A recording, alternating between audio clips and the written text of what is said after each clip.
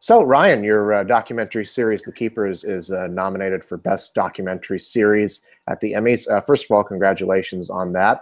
I want to ask, since the field of documentary filmmaking is so strong these days, to be included in that group, what does that mean for you? I mean, obviously, it's very exciting as a filmmaker and as a storyteller, but the subject matter of The Keepers is so much darker than anything I've worked on that I can't help but be most excited about the fact that I think it's a validation of the people who shared their stories in the series, and how brave that was of them. So. I know it was very rewarding for them to hear we got an Emmy nomination, and so that's what I kind of take the most excitement in. Well, this show proved to be pretty popular with viewers in spite of its dark subject matter. What do you think the appeal was to viewers? I don't know. I don't know what the sort of secret sauce is for these true crime series. I mean, I think we had a very different one in the sense that it kind of looked like one of the typical true crime series on the surface, and then I would assume as people watched it was something somewhat different. And so that was a big balancing act that we were doing throughout the making of The Keepers, was trying to balance the true crime aspect that we knew would keep people coming back with the more human side of the story, which is of victimhood. So I don't know. I don't know why it was as popular as it was, but I'm thrilled that people stuck it out for the 7 episodes and didn't give up because it was too heavy. Well, certainly. I mean, you mentioned the fact, the true crime aspect of it, and it's such a labyrinthine mystery. Can you talk about, I guess, first of all, what attracted you to this story? How did you become aware of this story? So my access point was very narrow at the beginning. So my family is a big Catholic family in Baltimore. And my aunt actually went to the high school that is the center of The Keepers. It's called Archbishop Keough High School. And my aunt was Sister Cathy's student.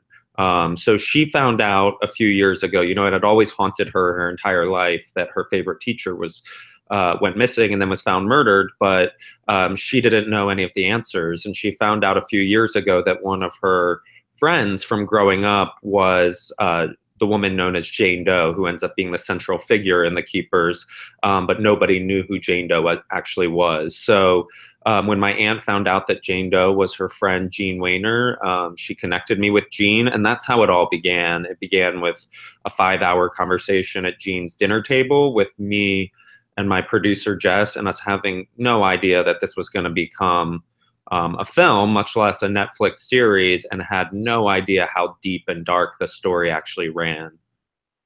And I mean, to that point, I guess having this sort of personal connection to it. I mean, as a viewer, I watch it sort of objectively and become involved with these people that I don't really know. But I mean, you having this sort of personal connection to it, how did that motivate you to get this story onto film in this 7-part series? Yeah, I mean, I think the key to every documentary, or most documentaries at least, is access. And the fact that I had a personal connection and that my aunt and my mother knew Jane Doe and knew a lot of the participants in this helped me get my foot in the door. But I think, I didn't know any of the people that are in The Keepers. I hadn't met them growing up or as an adult. So we still had to earn their trust. And that's the luxury, I think, of documentary storytelling, and especially when you're doing it episodically over the course of 7 hours, is that you can spend a long time making it. And luckily, we had a partner like Netflix who gave us that bandwidth and allowed us 3 years to make the series, because day one, when you're taking a camera into someone's house, they're not near as comfortable with you as they are 3 years into the process. So it was definitely a long process of earning people's trust and making them understand that we were going to tell their stories responsibly and not sensationally. What's so fascinating is, I mean, the way that you set this up, it starts off being, like a murder mystery. And then as you delve into it, it becomes about this sinister child abuse that had been going on. Can you talk about how you made these discoveries as you were going along and doing research for this film? Yeah, I mean, I'd never done anything like The Keepers. It was a very interesting process because we were doing our own investigating and uncovering, and then we were also documenting so many people like Gemma and Abby, who are the Grandma Nancy Drews, who were doing the same thing. And I would often tell Gemma and Abby because they didn't really understand what I was doing and they really couldn't conceive of what this final product would be. And the expression I would always use to explain it to them is that we're covering your uncovering. And so the documentary, the way it's edited, is actually quite faithful to the way it unfolded during the 3 years of our investigation. Like the episodes that people pop up in are true to when they popped up in the 3 years in our lives, because we wanted the audience to go on that journey of discovery with us that we had gone on for the last 3 years. And it's unsettling too. I mean, to just compare it to another recent title, Spotlight, and being about this child abuse, the sexual abuse that's going on within the Catholic Church. And it's really unsettling to see how these figures who are so respected within their communities and how important the church is to this community, and then to see them taking advantage of people's faith and goodwill. Can you talk a bit about that?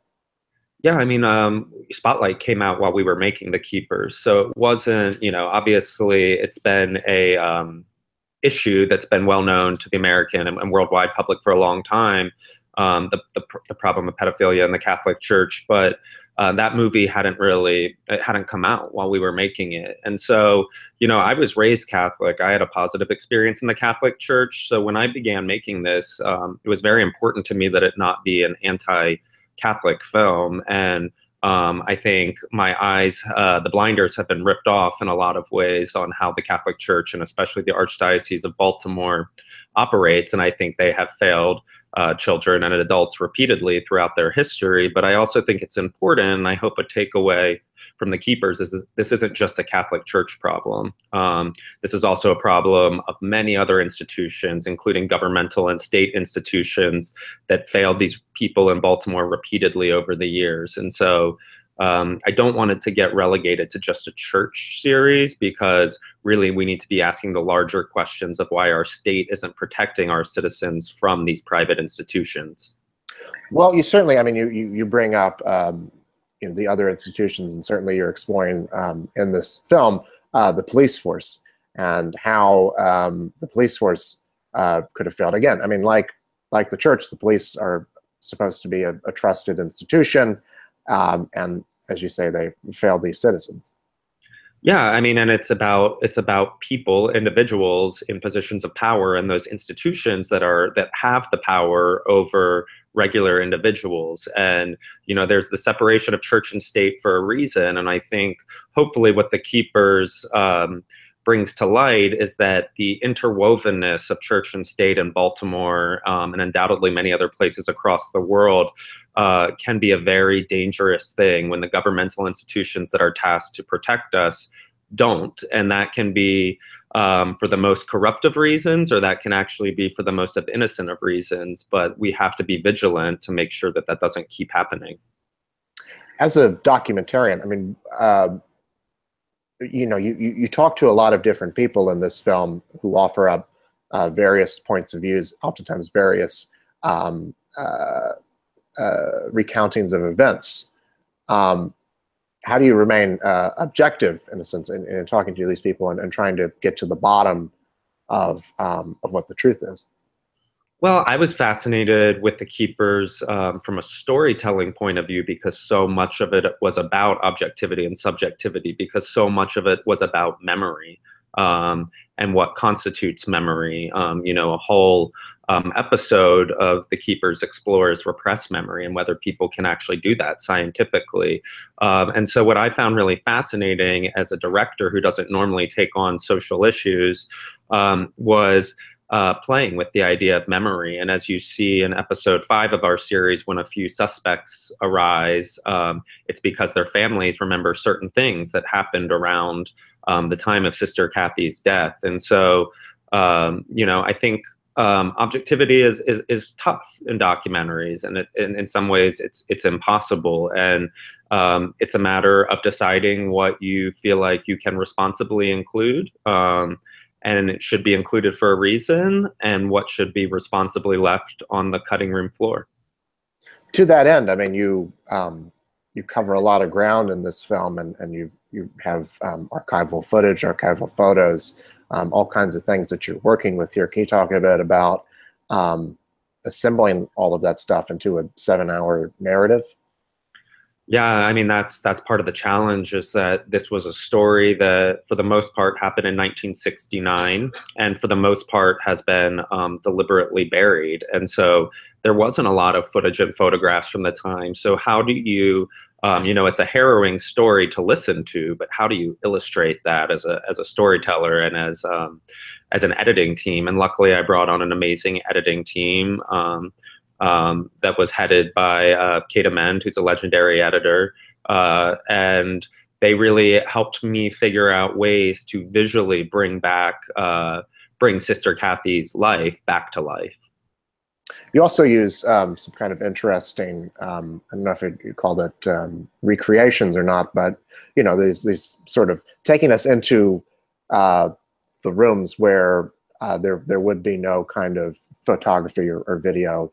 All that we have to go off of is hearsay. Can you talk about illustrating those moments with these recreations?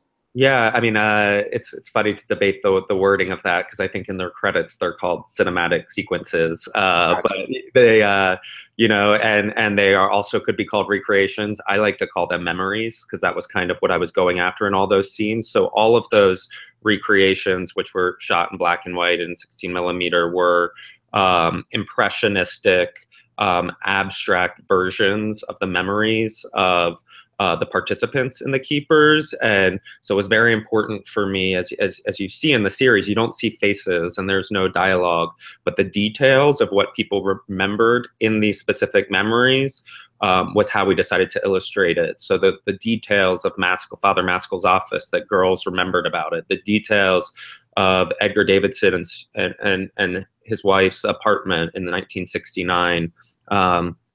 It was about recreating those real worlds, but in a more abstract way.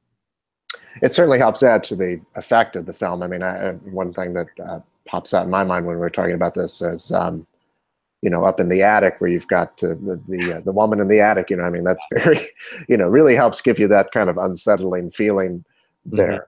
Like a nightmare. Yeah, exactly. I mean, that's so. I wonder. I mean, you in creating this film, was there a particular moment that was difficult for you, whether it be a specific interview that you did or a passage of the film? Was there anything that was particularly difficult for you?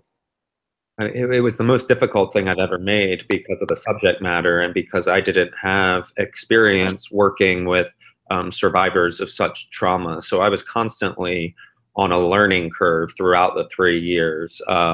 And that's not a complaint. I think that's actually a blessing in my life now, that I learned so intimately how to understand survivors and have these conversations with them. But I was totally green at the beginning. And I'm so thankful. There's 6 survivors that participated in the actual filming of The Keepers. And then there's dozens others that we worked with. And they were all so gracious throughout the process of walking me through and holding my hand through how to discuss these types of situations, what to say, what not to say. And I still make mistakes all the time, but it was a very rewarding process to be educated in how to speak about these types of traumas. A lot of people come to this series because of a fascination with true crime, and I think they're surprised by the kind of emotional impact that they have from it. What do you hope people take away from this series when they see it?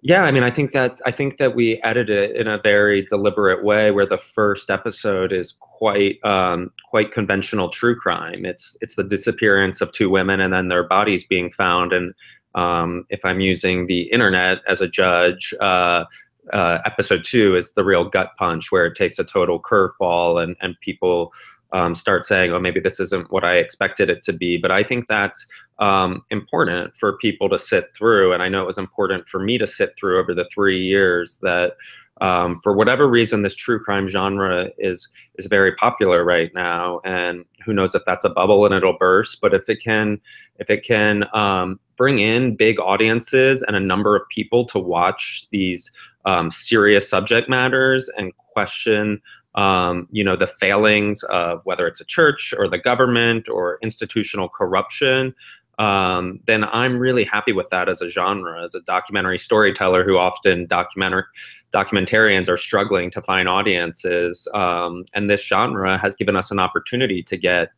big audiences, and hopefully those big audiences are willing to stick with the series and watch these really difficult subject matters. I hope you've got more of them to do, because they're certainly compelling. One last thing I wanted to ask you about. You've previously been at the Emmys before for your film, The Case Against 8. I wonder if you could talk a bit about what that recognition meant for you. Well, I actually missed the Emmys for The Case Against 8, but we lost anyway, so it didn't matter. I was shooting a film about Serena Williams, and it was a big tennis match at the U.S. Open the same day as The Case Against 8. But no, I mean, the Emmy nomination is obviously the pinnacle for a television documentary.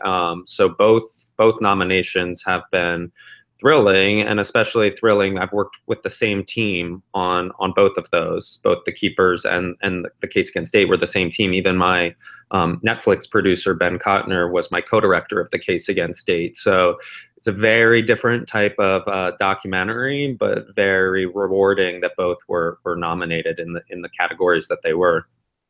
Will you be at the Emmys this year? I will go this year. Serena will not be playing in a tennis match because she's pregnant right now. I'm glad the timing works out for you this time. And I wish you the best of luck. Ryan White, thank you so much for taking the time to talk. Thank you for having me. You're welcome. Have a good one. You too.